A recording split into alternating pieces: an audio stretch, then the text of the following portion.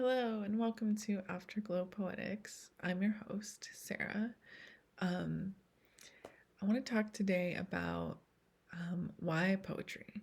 Like, why are we doing this to ourselves? What is the purpose? Do you ever write someone a poem and send it to them and then um, it gets weird? Um, I have to say, it hasn't ever gotten that weird for me. Maybe it's weirder for them than it is for me.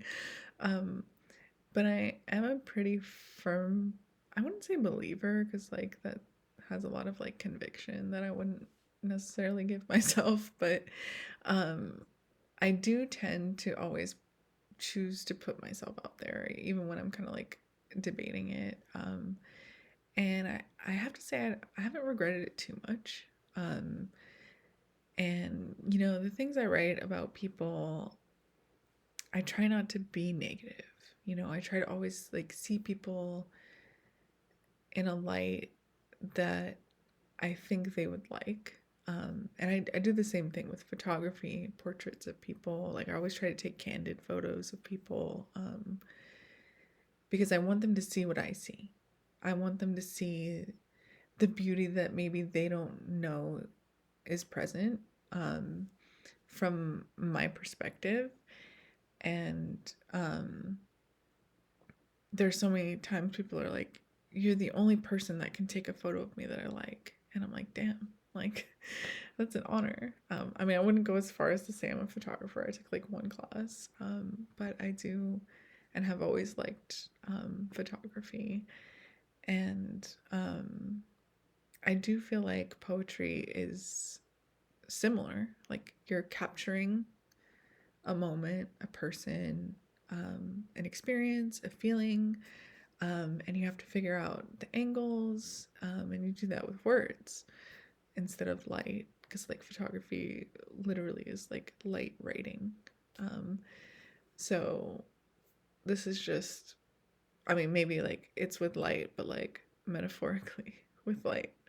Um, but like shining a light on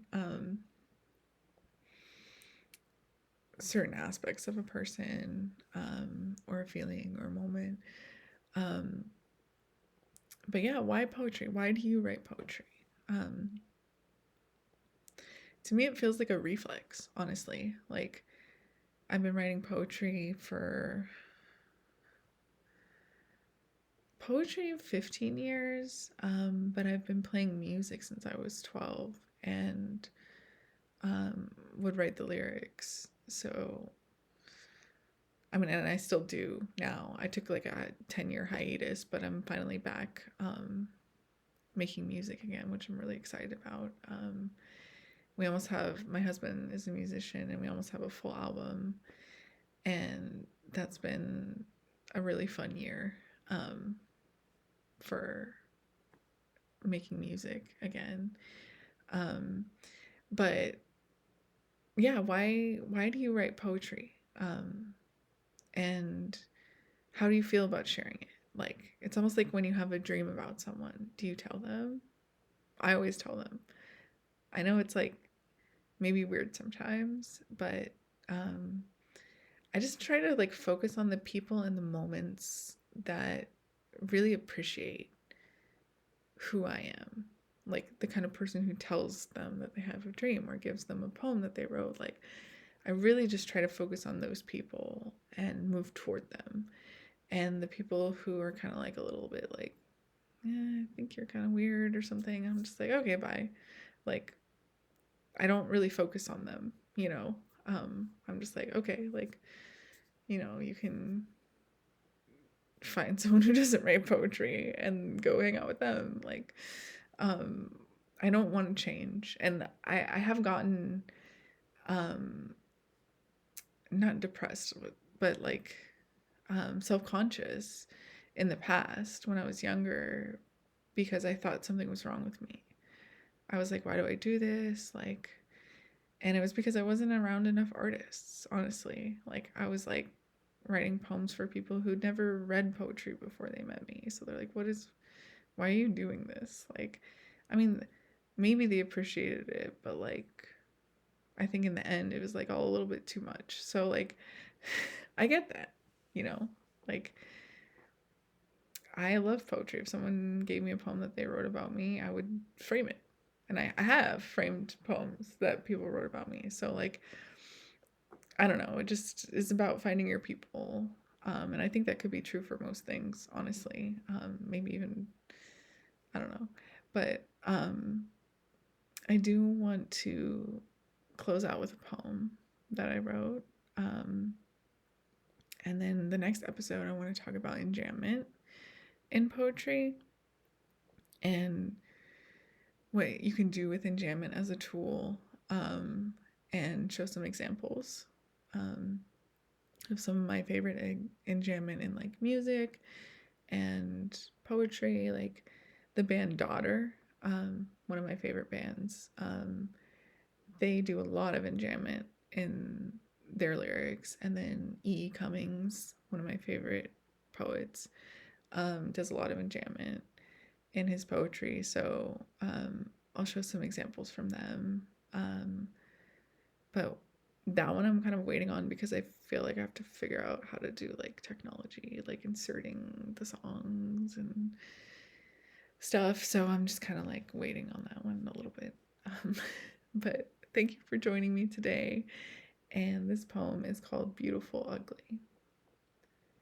We play out the scenarios and what ifs every and we laugh because every what if always leads back to how we're blessed with a you and me. A poetry teacher once declared war on sentimentality, so I edit myself out. The thesis of love would be the beautiful ugly, blood on the sheets, sober and sober and sober again, oven smoking, door slamming, sorries, or the deep breath in before truth. Insert growth metaphor like mealworm to caterpillar, or tadpole to frog, or human to skyline. Your toothpaste versus mine. A belly laugh, or phone tears from the bathroom. Lock the door, eat the food. A pause on the television. A trip to the dumpster. A candlelit living room and rain-painted windows. And deserving. Lost power to you. A constant yes. And maybe love is allowing yourself for the first time. Thank you for coming to Afterglow Poetics. I am your host, Sarah, and I'm a little proud of myself for showing up. I'm not gonna lie. So thank you for showing up too.